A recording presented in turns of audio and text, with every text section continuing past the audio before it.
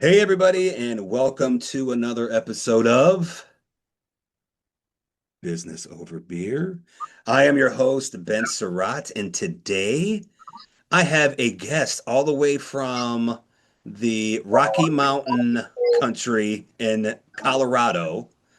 Guest, who are you?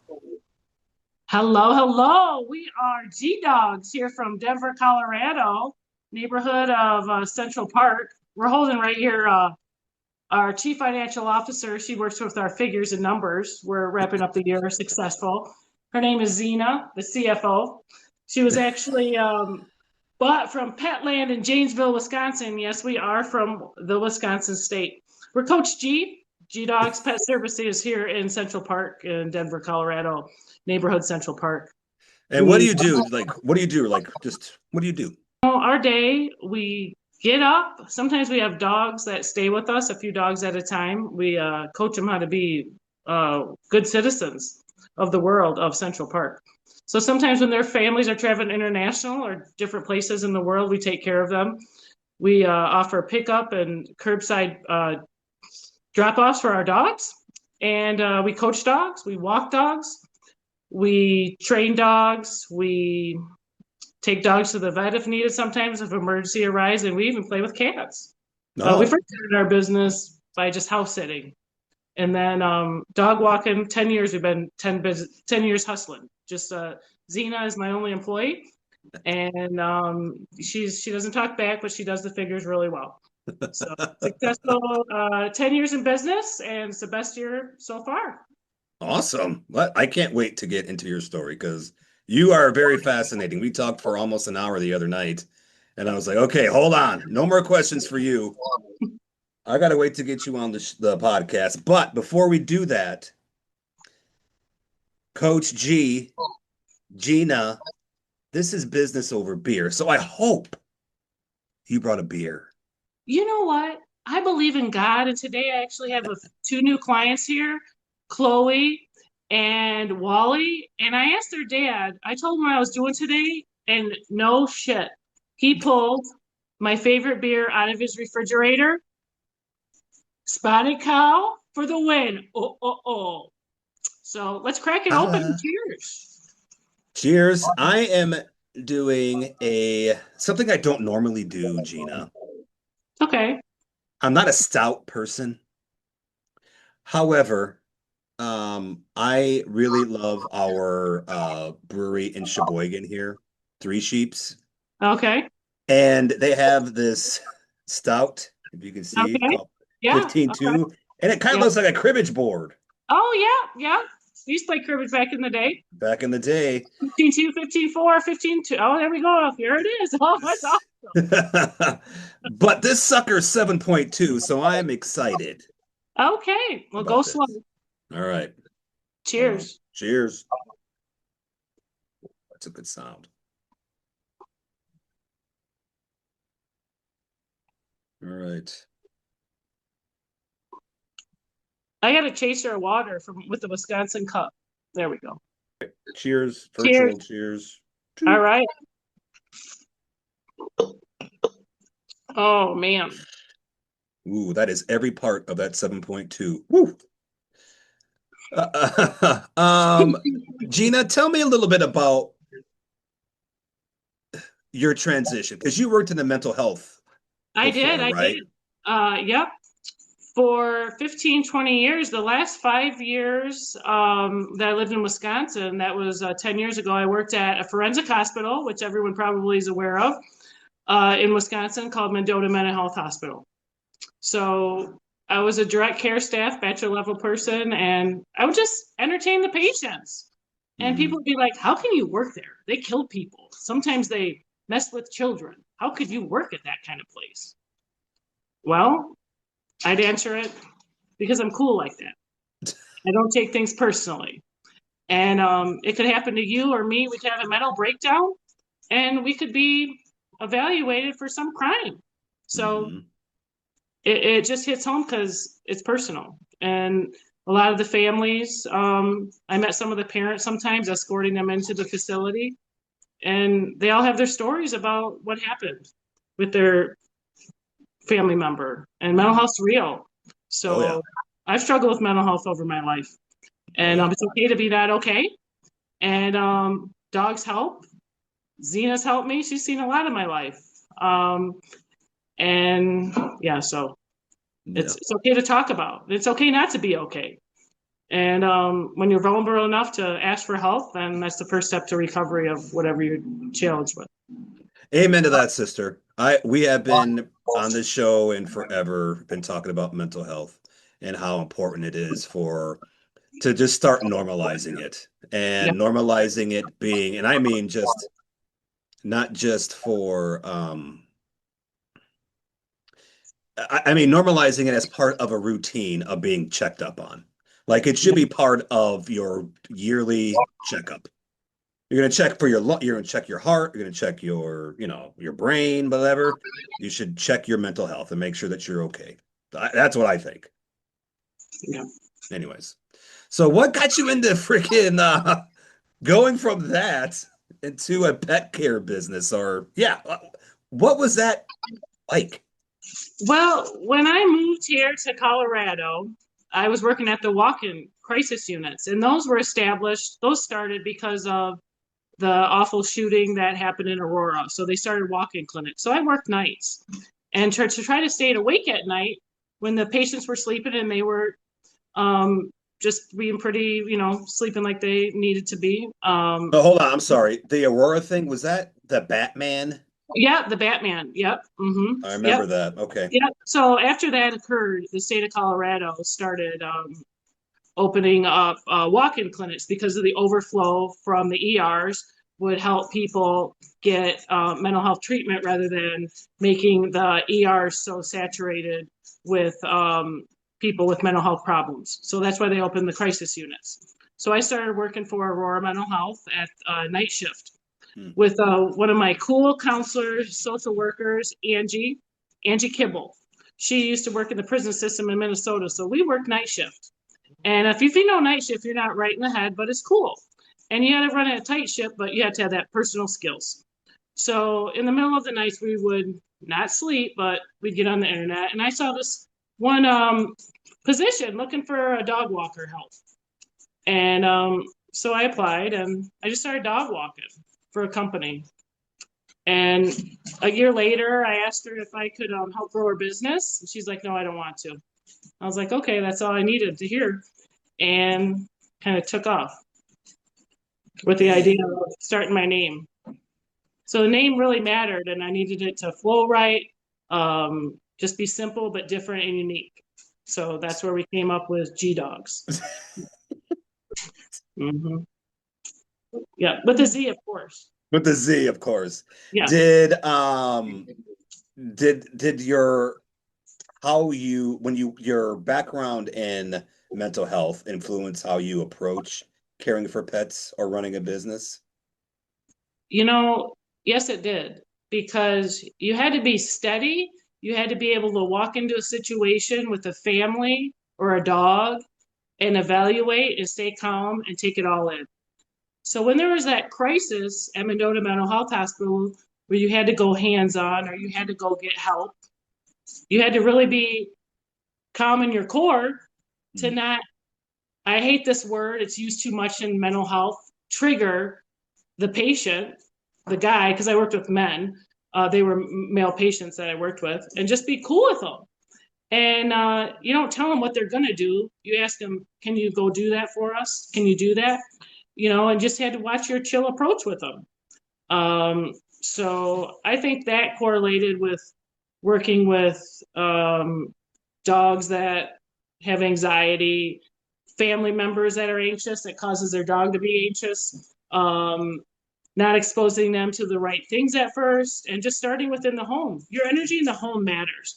So however your home flows, that's how your dog's going to flow out in the world. Wow, interesting. I never up until recently really or understood or realized how dogs and aren't there specific breeds that have like really high anxiety? Um, there's working dogs that people think like they're overly anxious sometimes, like the Australian Shepherds. That's it. Yes. Yeah, Yes. and they need to be bred like an athlete, right? They need a purpose, they need a workout, they need a plan, they need to know how to jump, they need to know how to come down. Um, but people think like, oh, you need to run your dog like 5 miles a day. They need to run, run, run. No, they need brain work so they can come down and then get back up again. They're athletes. They're just like Olympic athletes or Division I college basketball players in a way. Some breeds are stubborn. The bully breeds, they're stubborn. French bulldogs, bulldogs, they're stubborn. Dogs that don't get enough recognition, I think, are Havanese. They're a Mhm. non-shedding dog, and they're social, and they can do many things. And just like the Cavapoos, I have a couple of Cavapoos here. Ziggy and Pickles are here, and Hazel's here, right? Hazel, she's a snake eyes. She got side eyes. She's known for her side eye. So, You yeah, side-eyeing me? yeah, yeah. Little Hazel. So I want you to talk about your first year that you started business and what happened to you. And I want to talk about that and then how you were able to overcome that. Uh, 10 years ago, the person I was dating at the time asked me if I was a biker, and I was like, yeah. I used to do mountain biking actually in Cattle Moraine once in a while Mm. in Wisconsin, a couple times. So I was used to a bike. Um, I did a there's a mountain peak. It's called Vale Pass, and so I was biking Vale Pass. It's about 4 miles up and then 4 miles down about, and you're going on a pretty clip. And I was just getting down to the bottom at the top, going down, and I was wearing this my favorite jersey right here. Of course, everything's Badger because it's Go Badger time. Wisconsin Badger right here. So That it was said, the jersey you were wearing? "Yeah, this is the jersey I was wearing." So as I was going down the hill, this guy goes, "Go Badgers!" Because wherever you're at, you wear fucking Wisconsin shit. People are like, "Go Badgers!" I was on a cruise in Europe, in Greece. Go Badgers! I was like, if you're ever feeling like you're sad, just wear Badger shit. People are gonna say, "Go Badgers! It's Go Badgers!" fact. No matter where you are at. Gina, you are spitting nothing but truth on that. Yes. So there we have it. So yep, I was biking down and I saw this awesome view of the person I was dating ahead of me, and I took my camera out and I clicked that picture. And that's not what you need to do on a bicycle when you're going 22 miles down Vale Pass. Jeez. And um, I crashed. And I remember sitting up. It was really bright. It was about 2:22 p.m. on June 13th. And uh, uh, I was like, Herbie. And my sunglasses was cracked a little bit. My helmet was cracked. And I remember she came back up because she was about a mile ahead because you're really going fast down this hill. And she started assessing because she had a medical background, and she told one of the gentlemen to hold my neck. And I just remember blood and just lots of blood. And Mm. I was in and out. And then they got a paramedic to come up the trail. And they're like, "What's your name? What's your name?" And I go, "They call me G Dogz. They call me G Dogz. They call me G Dogz." And my girlfriend at the time was like, "Is she okay?" They're like, "Yeah, that's her business. They call her G Dogz." And then I remember this cute paramedic with long brown hair. She was asking me presidential questions. I said, "I don't know. They call me G Dogz. They call me G Dogz." So we rolled into the ER in Frisco, and I was like, "I need my phone." I need to call some people. I remember I had a puppy I was supposed to take care of the next day, and I just started calling some of my clients. But he's like, "You sound like you got a concussion." I was like, "Yeah, I just got in a bike crash." So we ended the phone call. But yeah, and then I remember winking at my girlfriend at the time, and I was like, "I think I know what happened." I took a picture and I crashed.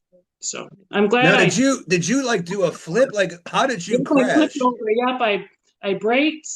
I braked with the wrong hand, obviously, and I had the phone in one hand, and then I like Holy, 2 times. About just, I remember my last speed was 22 miles an hour. jeez. Yeah, it was pretty scary. So what ended up happening to your neck? Like, what happened? I broke my neck. It was it could have been an internal decapitation. That's where your head connects to your brain, your stem right here. But that didn't happen. It was just a stable fracture of the occipital condyle. And yeah, and I remember I was so hungry and I had to go to the bathroom. That's not why I was going fast. But after they assessed me, they said they could take me, we could go home. Um, and we went to Wendy's in Frisco, and I was so freaking hungry because I had not eaten since 12, and it was like 10 o'clock at night. And I tried to suck that smoothie from Wendy's, and I couldn't. And then I realized I bit my tongue. So I had a hole in my tongue, and my tongue was so swollen that I could not eat. But that was hard times. So how long did that recovery time take? Like, what was that like? Um, it was hard for a little bit. My girlfriend at the time helped me walk. Um, Probably for 3 weeks, just opening doors, and I could hold the leashes and walk, but a lot of the turning and twisting, I couldn't really do that well. So it was kind of painful, but I'm an athlete. I'm a baller. I'm branding my business as a baller. That's right, because you played basketball, right? Yeah, that's right. Yeah. Actually, under the head coach right now of Wisconsin, go Robin Pington. She was Robin Becker back in the day when she drove the vans, and didn't fly on charter jets. So yeah, and so the pain was really real, and I don't like pain meds. I've never done any, marijuana is legal here. G Dogz, she has done no marijuana. My friend, one of my best friends, always says, "You don't do marijuana." Well, I never done it, so it's all good. But just doctors, they just find to push those pain meds, and Yeah, they I just do. believe, I just believe in natural medication. So I'd go to the pool and walk in the water, did acupuncture, and try to eat pretty well. It's your mind though, like it's your mindset. Like I remember one of my dear friends who lives in Madison, Wisconsin. We would do just healing at night. I could not sleep at night. The pain, the nerve pain down my arm felt like the goddamn shark was biting it. And Mm. so I would go in the other room and we would visualize the pain coming out of my body at 2, 3 in the mornings. In the middle of the nights, I'd have a really hard time sleeping because the pain was so bad. But it's just your mindset. And that was the hardest thing, like probably I've ever gone through in my life, is breaking my neck, and had so much face trauma. Um, Yeah, and but you started a business then too. Like, so what was that like? I mean, you not only had to rehab your body, but you also had to rehab your business because you just started. yeah, I did. Yeah, it was a year and a half after I started G Dogz. Um, you know what helped me is the smiles of the dogs walking in their doors, the families. A lot of my families, when I started my business, we actually phoned some of my families, and that's when I remembered you got to ask people for help and be okay with that. Oh A yeah. lot of my families initially worked at University Hospital, Children's Hospital, and we sent them scans of my neck just to make sure I was okay to drive down the mountain. And they really they became my family. I didn't know how much I was going to need my G Dogz family that first year, and then later on in my life with this business. But it's okay to ask for help. So remember, like whatever you're going through, if you did an accident, you broke your neck, or you made a mistake at your business, it's okay to ask your customers sometimes, can you help me, please? I'm struggling, whatever that looks like. And you'll really be surprised how they'll sit down and they'll hug you and they'll Mm. cry with you and they'll help you. You know what, Coach G, you are correct. Because a lot of people, when they get into the small business world, they want to wear all the hats. And sometimes they're forced to. Like you were forced to wear all the hats. But when you do that, you get used to that and you forget what you just said. You forget that it's okay to ask for help. You don't need to, you can take one of those hats off and ask for help. You know what I mean? So I dig that. Like good for you. That's amazing. And that's amazing for your community and your families that you helped and they helped you. That's amazing. I always say, so I've pretty much localized my business right now to Central Park. And I can go other areas of Denver, but Central Park's my home, and maybe someday I'll expand, and I can expand. I mean, if there's people in Wisconsin that needs Coach G, we can do virtual. We can fly to you. We can make shit happen because that's what we do. But Central Park, I always say that they have the best community for dogs and how they love their children in the world, in the Yeah, United States. I'd say that so much. I love that. So you grew, so you're a mid, you're not really from Wisconsin though. Are you from Wisconsin? I lived in Wisconsin 10 years, but my first home that I bought was at 105 Powers Avenue for $114,000. And my heart is there. It will Yeah. always be there. And, you know, my girls are there. All my girls that worked at Mendota, Mindy, Brenda, Ginger, Erica Schwartz, who ran the MJTC. I mean, we're a bunch of ballers, hustlers, and funny hot girls that got shit done at work.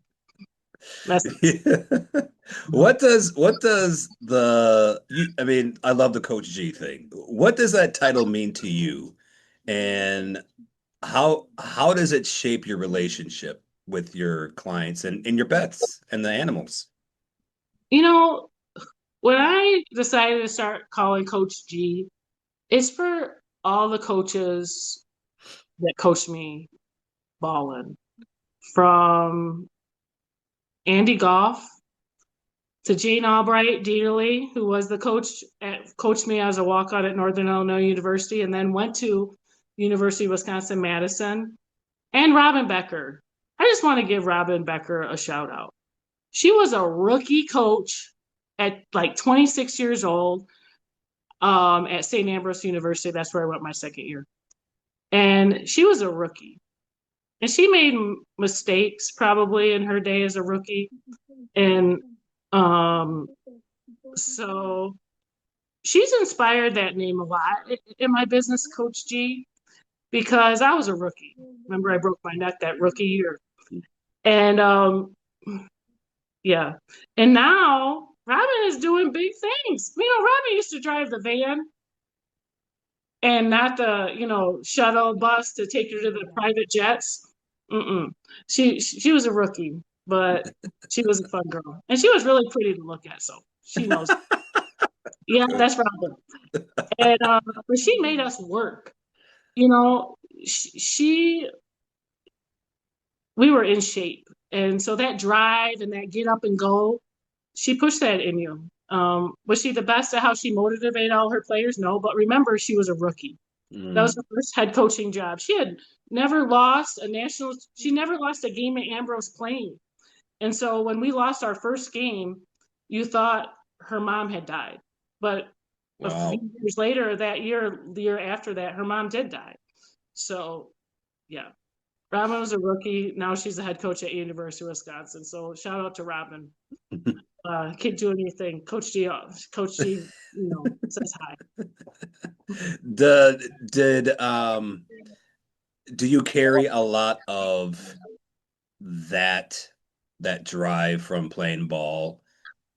Do you carry that philosophy, a lot of that what you learned into your business and business ownership?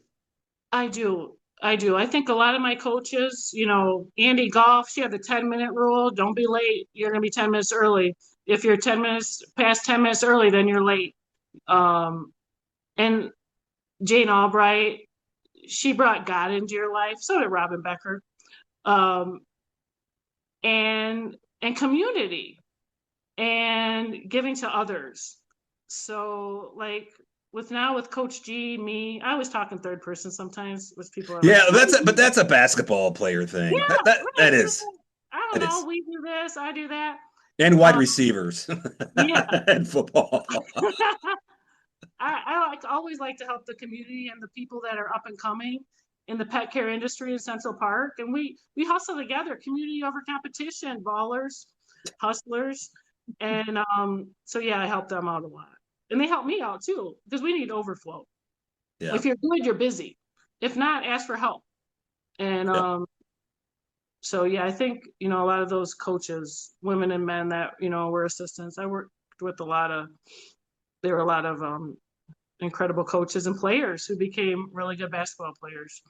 Being a walk on, and this is how I think I started how to learn how to hustle and run a business. I was a walk on at a Division I program. We got second round of the NCAA tournament under Jane Albright Dieterle. Sue Dang. Sue Summerall was our assistant coach. Yep. And so you watched everything and how to motivate people and just sit and take it all in, because running a college basketball program is a business. So Oh I yeah. just took that all in and didn't get to play, which is cool. I had a dream to play at Northern Illinois University for my life. And I'll never forget when Jane Albright Dieterle was sitting at my high school, at East High School on Charles Street in Rockford, Illinois. And I walk and I look to my left. I thought I was going to pee my pants. But you couldn't talk to her. There's no talking that then. And she gave my mom a business card and said, I think your daughter knows what to be a Husky. I think my mom still has that business card. So then she offered me a walk on spot for Northern Illinois, and I decided to go there. So that was a dream come true. So That's amazing. Did that help inspire the five paw standard? that was like integrity, hustle, grit, community. Um, excuse the word, but fucking up and saying sorry and making it right. Hmm. Um, and consistency and early mornings. Those are kind of the five paws. It's kind of a mixed. Because it's like high five paws. So I was thinking like it's high fives. Like we'd always high fives or slap each other's butts because that's what we did back in the day. Well, they still do it now. Or Oh fist yeah. now. And so that five paw standards is, it's about that brand. And I was around some, powerful women that had great brands that they were creating and then careers and, such Jane Albright, she was a grad assistant under Pat Summitt back in the day. That's So crazy.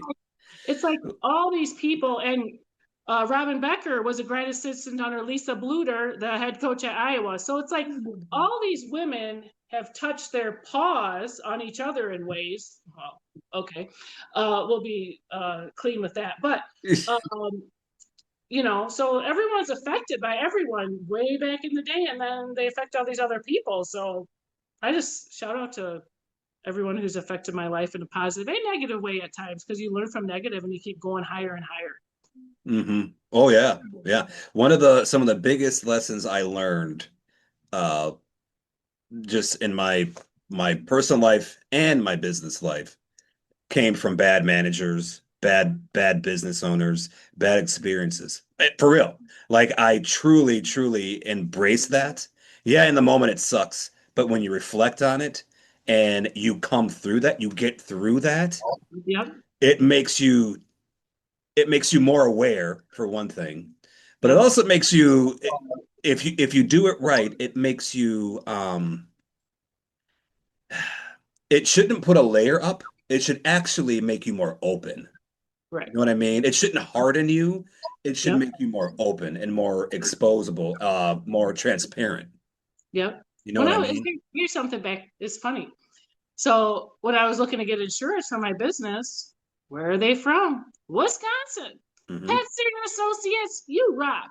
How did I learn how to brand my business? Look what everything that they paid for as insurance. Oopsies. You don't want to do that. So I kind of branded my business with you don't want to have those oopses. And I've never had an insurance claim. Have I messed up with my business? Absolutely. Oh Um, yeah.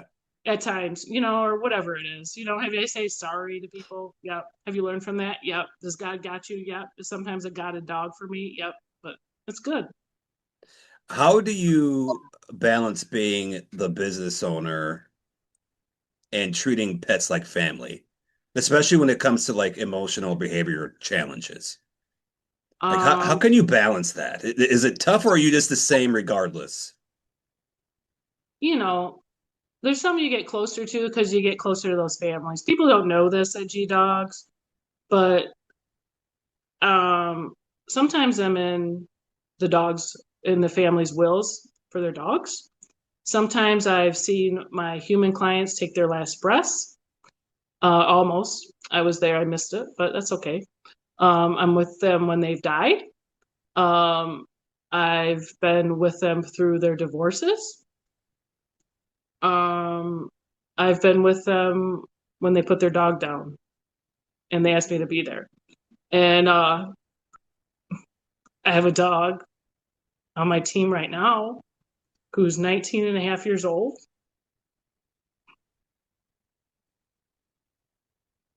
And her name's Ella. And she's a puggle. I've known her for 10 years in my business, and that's going to be the hardest thing for me to deal with, to work Mm. through. Uh, but she's still kicking. So You get like it must be tough that's the hardest getting part of my business is because you losing. get attached. You know what I'm saying? Like you're Mm-hmm. not like you're not like a working at a strip mall and you're just taking orders or you're just buy somebody's buying you say goodbye. You know what I'm saying? You're developing like literally lifelong relationships. With these yep, with the family, with the humans, That's and with crazy. and a lot of my families have multiple dogs.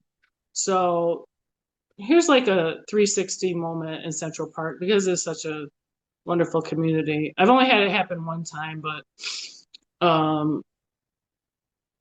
a family um, bought a house from an old client of mine. And when I went in that house, I remember texting the family and letting them know all your dog's energy is still in this house. So that was kind of hard actually to go in a house knowing all those dogs used to be there.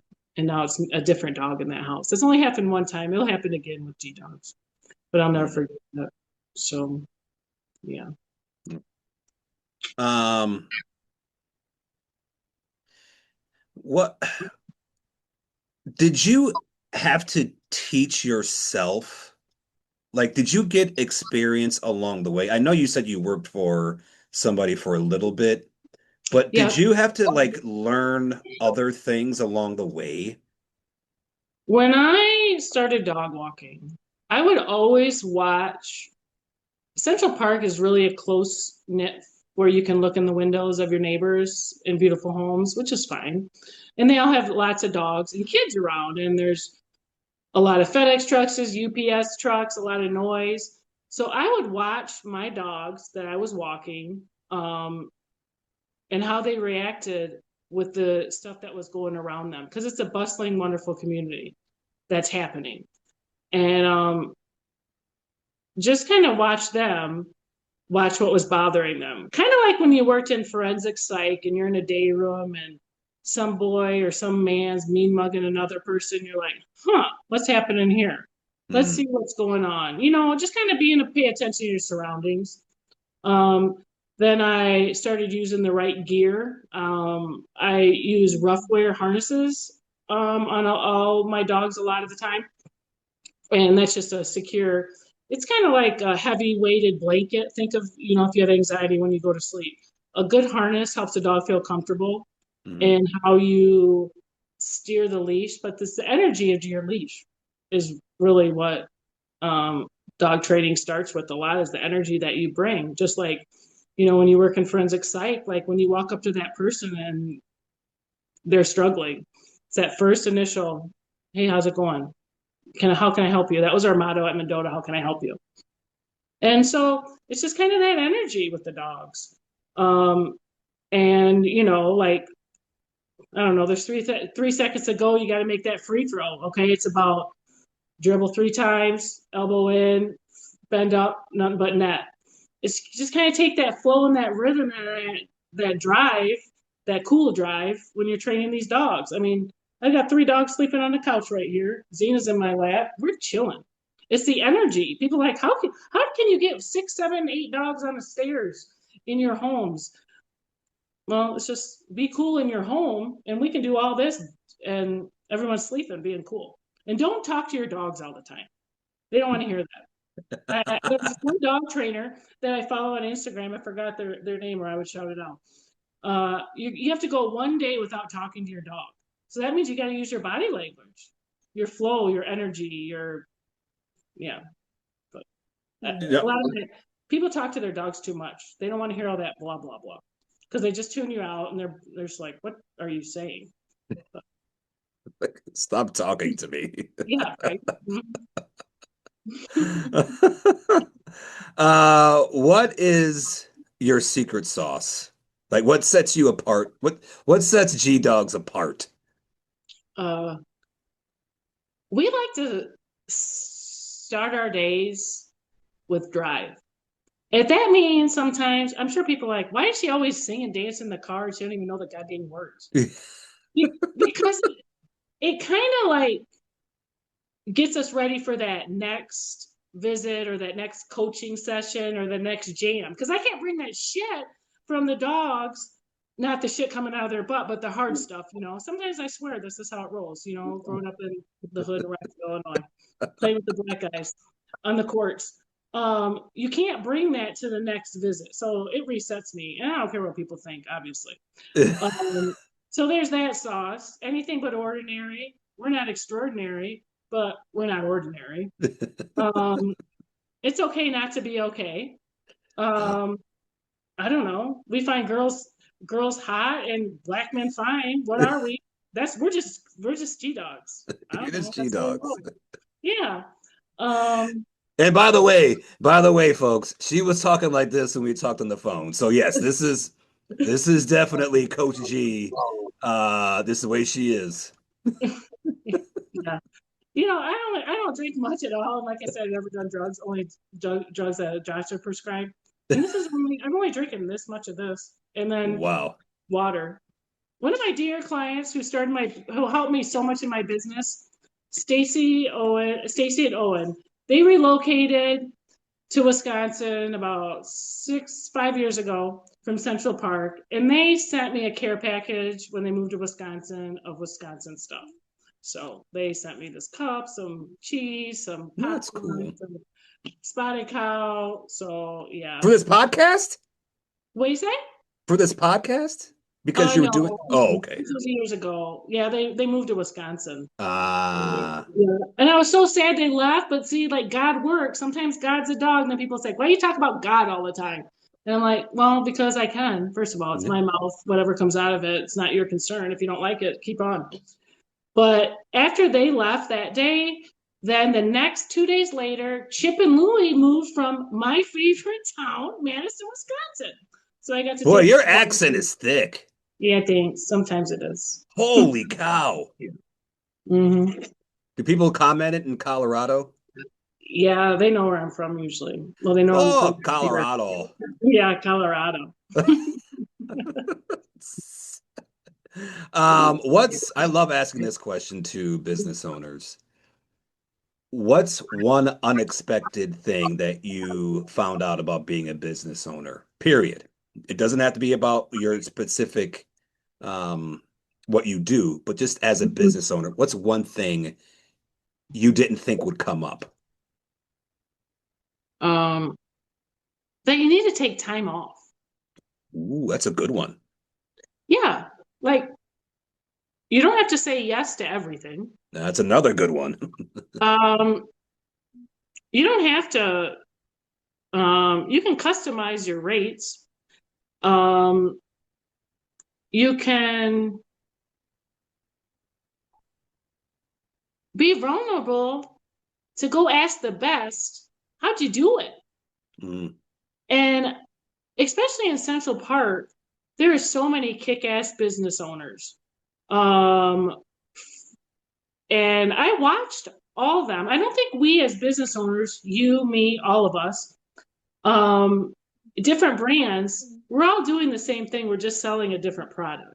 Mm-hmm. So look at different business owners, how they're doing it, even if they're not in your industry. And I think that's what I did pretty well at the get go of starting G Dogz. Just watch how they run their businesses.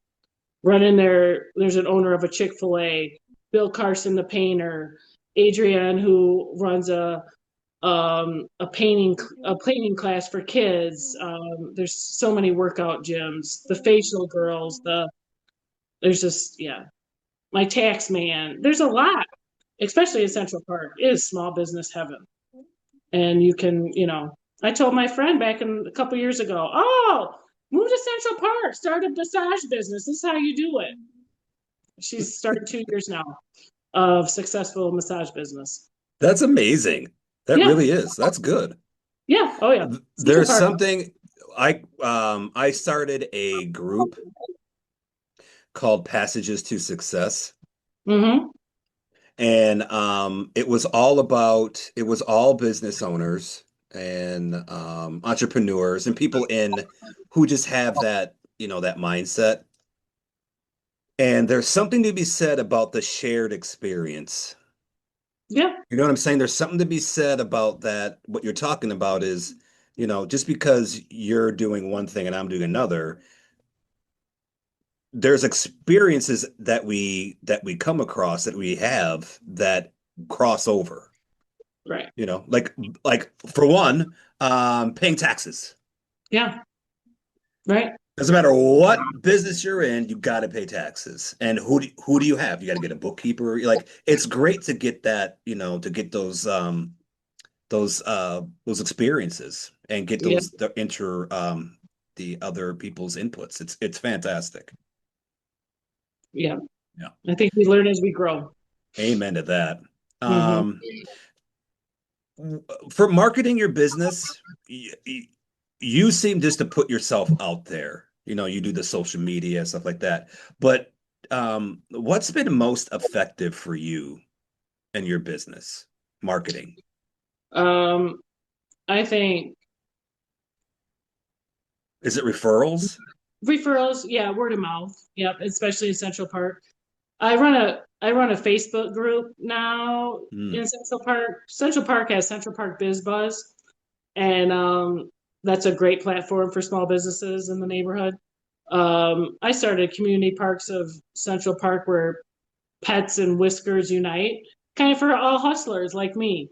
So I run that, and just reaching out to people that were better than me in the neighborhood initially. Hey, my name's Gina. I'm G Dogz. Can you help me? And they're like, oh God, who is this person? But now we're all colleagues and friends, and it's kind of funny because, especially this time of year, Christmas, if you're good, you're booked. But people just go down the list and they'll call each other, call each other, call each other. And we already know who's going to call, and we'll call. So and so is going to probably be calling you next. And so they do. And so we're a Hmm. small network, but I think Central Park probably knows that. But and Now, that where just is that in Denver proper? yep, yep. It's where the old airport used to be. It used to be called Stapleton, and then they had a neighborhood. We won't get into the politics of all that. I don't talk politics. We talk dogs. And so they changed the name to Central Park, and it's where the old airport used to be. So yeah, where I walk dogs, there used to be airplanes flying, landing, and the airport control towers there. If you visit to Denver, you can, Wisconsin. We're always, how can we help? Come on in. We got bedrooms here. Bring your family. Dogs don't care. I'll take you to the flight cove. It's where the old airport control tower used to be. You can go on the tour up in the Hmm. air tower. It's pretty cool. But there's a business there, Flight Co. So, Ooh. yeah. I love Denver. I think Denver is it's definitely one of my top five favorite cities in the US. Top five. Yeah. Um, They are playing, the Broncos are playing the Packers on Sunday. Go Packers. the Broncos playing the Packers. Yeah. Go Packers. Okay. Um, what's been your toughest challenge? And that can be not just business, but like an animal, a family. Yeah. What's been your toughest challenge? Um, we'll talk about a dog. Okay. And this dog it was just happening within the last 6 months. Um, and his name's Louie. And we didn't know Louie's history. His family adopted him um, in June. I started working with him in August. And he he was special. Like he wouldn't when would come into the house. Well, I did a meet and greet, a little scared. Dogs act a little different. Mm, And he would not come out of that kennel for his kennel wasn't his safe place like kennels should be. It was his hiding place. So mm, I had to really mentally get ready every day to go into his house. So I'd sit in my car, chill, pray. Okay, open the door. And I'd sit by that kennel probably for 3, 4 days and just throw food in his kennel. You don't want to put your hand in a kennel when a dog's in the back. You have to assess the situation. Just like in forensic psych, you got to assess if you need help. You can't just go in and think you're all high and mighty because that never works mm. out for the best. So it was the kind of that energy. And I remember the mom, she has reggae music playing. I didn't know reggae is good for dogs. I do now because, clients, families teach me stuff. So One after a love. while, yeah, after a while, I didn't know that. So you'd go in and you hear, Bob Marley, cool. I'd get cheese because you know what? We Wisconsin people love that goddamn cheese. I know, So for I'd get real. cheese, I'd throw it in his kennel, still nothing, nothing. And so then I asked the mom, after a while, he would come out of the kennel, then I'd go down the hallway, throw more cheese, but he'd go run right back in, run back in. And Hmm. so um, I asked the mom, we at G Dogz, what do we do good? You asked that happy sauce or that sassy sauce or whatever you said, to think Yeah. outside the box. I What's said, your secret sauce? secret sauce. To say something, just throw it out there. Can we spend the night at your house like we used to back in the day when we started G Dogz? And just spend the night. Zine and I will come, sleep downstairs in your house, and just be part of your life for that night. And that really helped.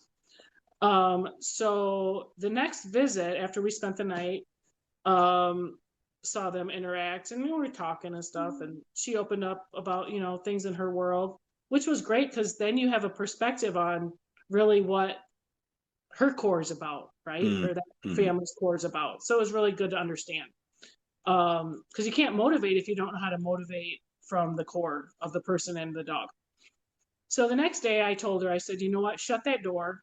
I don't want him going back into his hiding place because crates are supposed to be secure space. So that really helped. And because of one of the first few visits, he did try to bite at me, and I was like, okay, we're just, we got to step back. So I started, he was on his bed in the living room. I sat in the chair, throw that cheese, throw that cheese. And then I got a leash on him. And you think, oh, you got the leash on, we're going for a walk. No, you got to work in a smaller environment inside the house with him. I didn't even put a harness on, but that leash was going to be the tool for him to love and trust me. And so the next day, I would just walk him in the house. Then I'd run with him and just have fun with him in the house and bring him up to bring him down, but in a calmer environment. And then a couple days later, I was able to get his harness on and I'd walk him in his backyard. We're not going outside. Remember, again, Central Park is bustling. And Louis is a dog that you had to take your time. The relationships with dog there's no speed limit. It goes, how mm. slow can you go? How slow can you roll? And so it probably took another 2 visits. And that family allowed me to take my time. And now I can get him in a car. He sleeps in my bed. He is just part of my life. And it's just we're going to hashtag him. One time his mom, she traveled away. And Pura Vida, that's from Costa Rica. It's a good place. So Louis is pura vida now, love and love. And but it just takes that time. So I just want to commend Louis' family for trusting me, and Louis helped me, um, just to be a better dog coach and learn about, that self-care and mental health within Mm, with internally of me, so I could help him, because he was struggling. We didn't know his history. He lived in an apartment, or you hear when you foster a dog, you get like, three sentences. This is this is this is this. I don't know. I treat all dogs like they're puppies in a way, so you don't know their mhm. history. And if we could only watch their movies, we'd have better understanding and love and patience with our dogs if we knew their history. Yeah, I So like agree. every dog here still sleeping, I know their history because their family tells me, but I treat them all like they're just fresh new dogs of G Dogz. Like we have Xander laying here. It's a beautiful doodle. And again, here's a tagline too. Don't wake up sleeping dogs. They're all sleeping, let them sleep. That's the best thing you can learn. If you want to learn one thing tonight, it's let sleeping dogs lie right there. So, I I think because you're clearly driven by empathy, and yeah. and that's fantastic. I think that helps you avoid burnout and balance compassion with professionalism. That was Yeah. going to be a question, but that's a statement. Yeah. I think empathy helps you balance all that. Yeah. You had to be, and I think, especially these families drive me. I work with some very successful families in their professions, or who they are and how they manage, and who they are. Small business owners, or working multiple jobs, running multiple businesses. They got kids, they got this, they got that. So I have empathy with what they can give to their dog in the consistent or lack of consistent ways at times. And they're just trying their best, right? We're all just trying our best. Hmm. And I think when they mess up, or they didn't do right with their dog, and I maybe messed up, because G Dog has messed up in 10 years, yes. And so we have more compassion of love and understanding sometimes.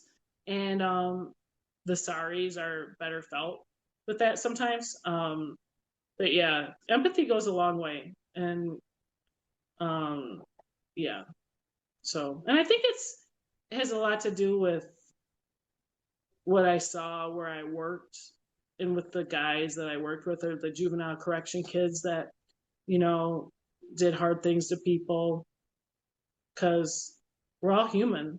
We just didn't have the coaches, or the influences in our life to help us get through with the choices that we made, or what we thought was cool to do.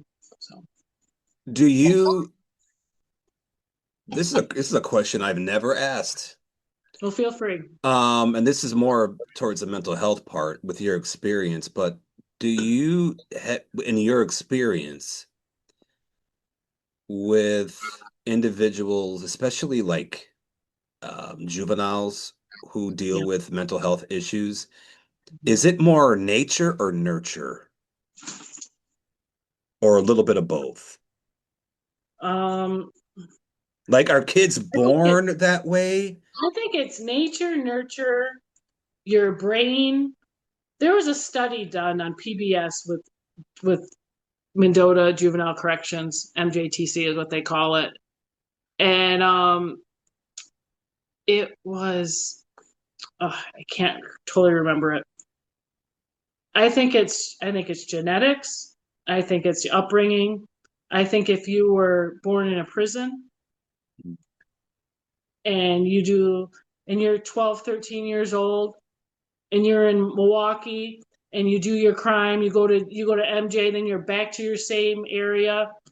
I mean, we don't set up these kids for success. You know, we don't have them like start small businesses, learning trades. They're just back in the hood wherever they are, and then they're killing people, or getting high on drugs, and doing some dumb thing, or they don't have the resources or the people that can help them get the resources when they are schizophrenic, and when they kill someone. you know, the Slender Man girl slain. Like that was a girl. She would have been an MJ, but no, she was a they have families. So, a lot of big profile crimes, I'd be shaking their, hands, or we fist bump at Mendota. We didn't shake hands. We fist bump the boys, the guys and the kids. And that's just like, yeah, you'd see these crimes happen. Oh boy, they're coming to Mendota. And I was afloat, so I'd call nursing office every day. Where you got Gina going today? Gina wants me to stay in bed today. No, you got to go to this track one or SATU, MJ, MTU, the most max unit in the state of Wisconsin. Um, Your so third person speaking is like on a different level, sister. You're like you ever see Seinfeld, the Jimmy? yeah. So yeah, Wow. I think it's a mixture of both. The medication stabilizes. I'll remember. I won't talk about the crime, but when I first was at Mendota, I was on the intake unit, and there was a high profile crime that just happened. And the person that came, I remember transferring the phone call, realizing these people have parents. So I Mm. transferred the call.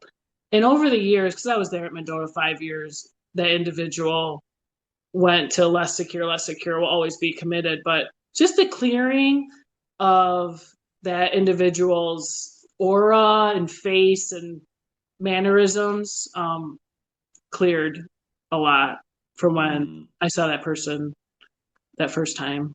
Um, yeah, yeah, but Uh, yeah.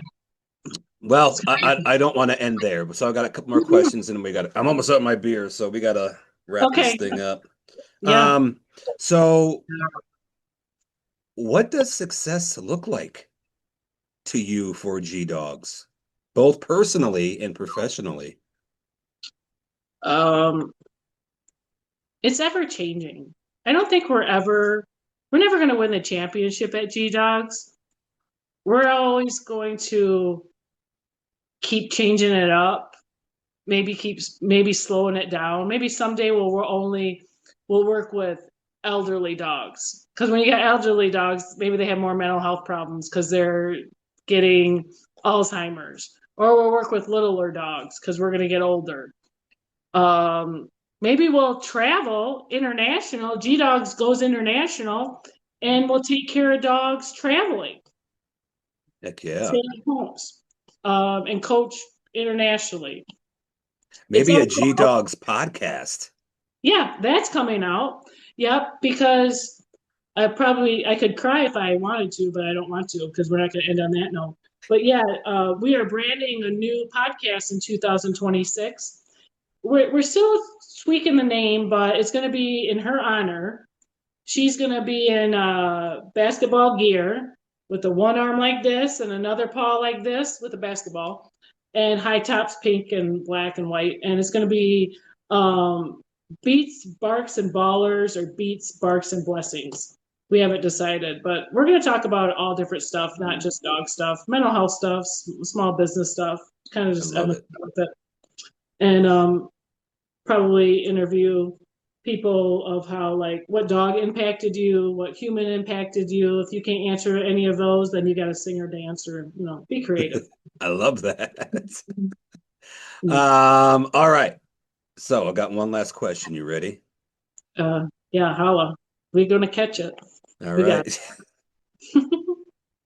If G Dogz had a mascot, it. okay, Yeah. I know the animal would probably be a dog. Okay, what animal or dog breed would it be and why? Um, I think it would be. We already have this in our logo, and it's a boxer No, I because. mean like a mascot. When I'm talking mascot, like Bucky Badger, Okay. like Okay. doing a hype mascot. Mm.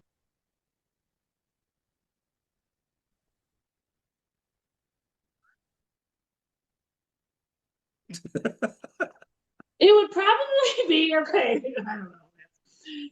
It'd probably be a basketball with dog paws coming out with a big old tongue. That's kind of cool, actually. I dig that. Yeah, yeah, yeah, yeah, yeah. But tagline could be "Your bark's our game" instead of "Your streets our game." Be something like that. Awesome. Gina, you are freaking fantastic. Thank you so much for being on. Before you go, though, let people the know how they can find you, where they can hit you up, and just promote yourself. Do all the things. Go. Well, we're always dancing, we're always singing. It's G Dogz right here, but Wisconsin, always right here. You can find us on www.gdogz.com or on Instagram, G_dogs with a Z. Your streets our game. Just put Gina G Dogz. You'll find us on Google. Uh, yeah. So reach out. You ever in town? You ever want to learn anything? Just private message. We're always here to help because you don't know anything unless you ask for help. Then you know more. So just ask for help. Any business, Amen. we're here to help all the time. So, Amen. And she's sincere. I talked to her. I talked to Gina so many times. Not so many times, but it seemed like we talked a lot this week. Like we've just I want to do one last shout out to Midwest Meg yes. because she is like, who I asked her, I was like, who can help me with a podcast from Wisconsin? Because I was just thinking about the idea. And then I reached out to you, and then you're like, be on my podcast. You sound cool. So shout out to Midwest Meg. Keep being real, girl. Holler, love, and light. Mental health matters, Midwest Meg. Amen to that, sister. Awesome. Thank you so much, Coach G. Okay. I appreciate you. And I appreciate you watching. I appreciate you listening. And we will see you all next time. Bye bye. That's it. That's the show. You did fantastic.